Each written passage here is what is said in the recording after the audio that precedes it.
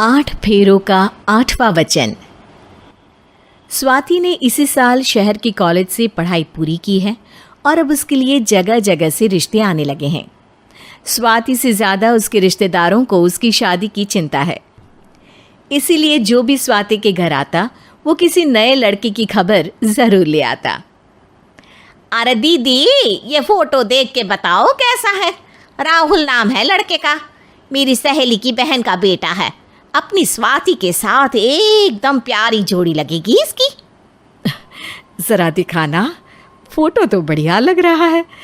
कोई गलत आदत वादत तो नहीं है ना इसे? और कमाता कितना है? अरे कोई गलत आदत नहीं है दीदी, आप कहो तो एक मीटिंग करवा देती हूँ, फिर सब कुछ फाइनल कर लेना। हाँ, ये सही कह रही हो तुम। संडे को स्वाति के पापा भी घर पे ही रहेंगे। बुआ फिर वहाँ से चली जाती है और रात को स्वाति की माँ उससे कहती है, स्वाति बेटा, आज कमला बुआ ने एक लड़के की फ़ोटो दिखाई है। संडे को वो लोग मिलने आ रहे हैं, तैयार हो ना तुम बेटा? अरे मम्मी, आप कहाँ कमला बुआ के चक्कर में आ जाती हो? अभी इतनी जल्दी कोई शादी वादी नहीं करनी है मुझे। अरे बेटा, अच्छा लड़का है, बुआ जानती है उसे अच्छे से। हाँ स्वाति बेटा, एक बार मिल तो लो, बाद में देखेंगे आगे क्या करना है।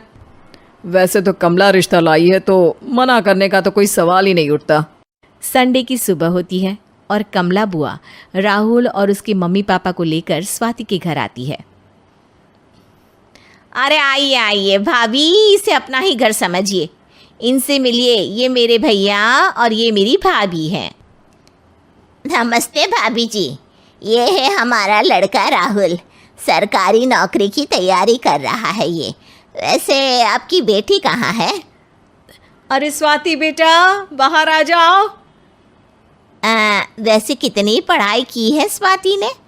जी, पोस्ट ग्रेजुएट है हमारी बेटी साइंस में। ये सब तो ठीक है, पर घर संभालना जानती है या नहीं? हमें कौन सी इससे नौकरी करवानी है, नौकरी तो मेरा बेटा करेगा ही। पर मैंने इतनी पढ़ाई की है और आप चाहती हैं कि मैं घर पर ही बैठी रहूं?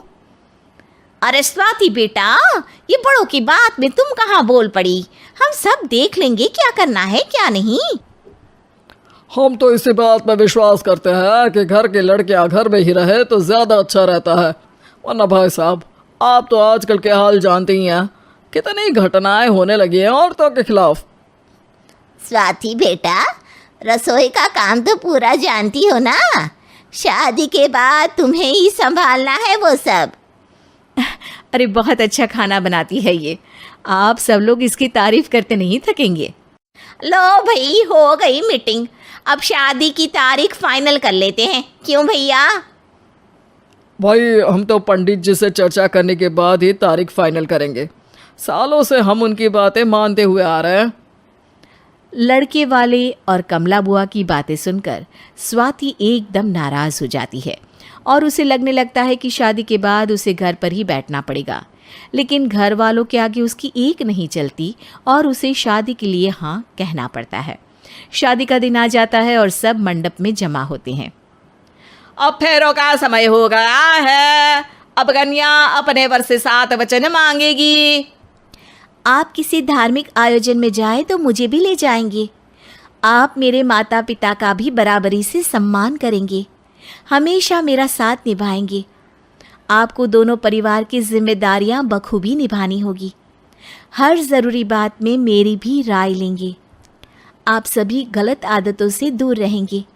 आप मेरे अलावा किसी और औरत से कोई गलत संबंध नहीं बांधेंगे। ये 7 वचन पूरे हुए, वर क्या तुम्हें ये सारे वचन मंजूर है? जी हाँ पंडित जी, मैं सारे वचन अच्छी तरीके से निभाऊंगा। अरे वाह वाह, बढ़िया तरीके से सब काम संपन्न हो गया। तो इसी के साथ विवाह संपन्न हुआ और आज से ये दोनों पति पत्नी हुए।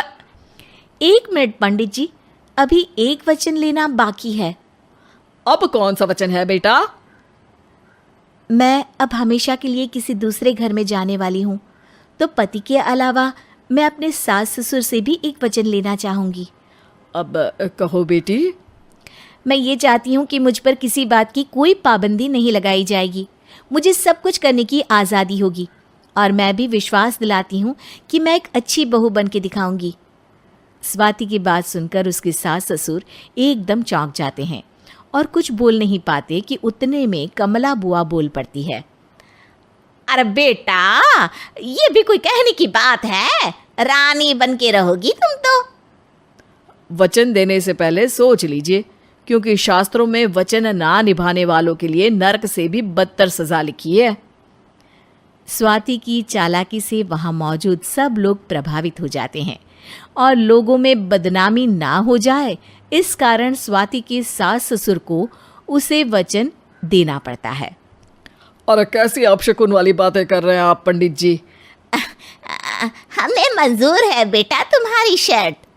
स्वाति अपनी समझदारी से अपनी बात अपने ससुराल वालों से मनवा लेती है और खुशी खुशी राहुल से शादी कर लेती है।